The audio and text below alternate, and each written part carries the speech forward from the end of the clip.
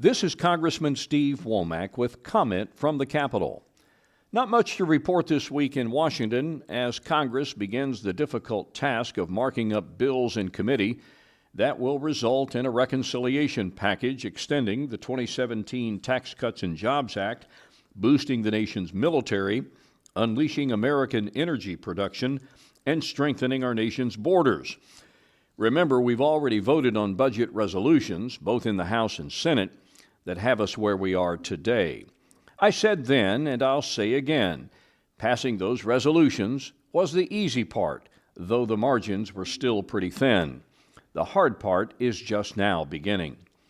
This past week, some of the lesser impactful committees marked up their legislation.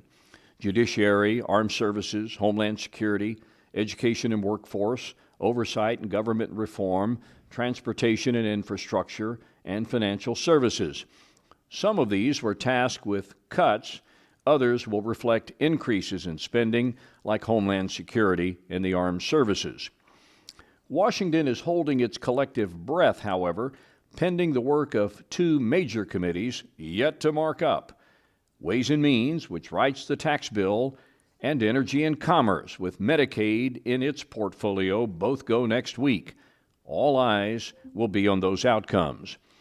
There are a number of issues within each that have been the center of attention on reconciliation since day one. Notably, as we have reported in the past, are the state and local tax deduction, we call that SALT, in the new tax policy, and then how much Medicaid gets cut over in the Energy and Commerce Committee. There are other issues to be sure, including 199A provisions, R&D credits, and President Trump's desire to remove the taxes on overtime, tips, and Social Security. Just how the Ways and Means Committee deals with these issues, well, we'll find out next week. The Medicaid issue is pretty simple. It's about math. That committee is tasked with finding at least $880 billion in savings, and it will be very difficult to spare Medicaid in achieving this threshold. Republican members are bracing for the potential impact, while Democrat members are salivating over the prospect of making that an issue in the midterms. Remember, there will not be a single Democrat voting for whatever we come up with. Zero. Republicans in the House and Senate will have to carry this on their own. And with a 3-seat margin in both chambers, you don't need a master's in math or logic to see the challenge here. Speaker Johnson and Leader Thune have their hands full on trying to thread this very difficult needle. Vegas isn't laying any odds. So this week, while 7 committees went about their work, the air in Washington was more like the calm before the storm. Next week, it's fish or cut bait for the Republican majorities, both in the Ways and Means Committee and on Energy and Commerce. The rhetoric and speculation will end, and the facts will be laid bare. Also this week, I took to the floor to recognize one of the House photographers I work with on a daily basis. His name is Phi Nguyen. He was a Vietnamese refugee when Saigon fell 50 years ago this week. He's worked with Congress for nearly 40 years.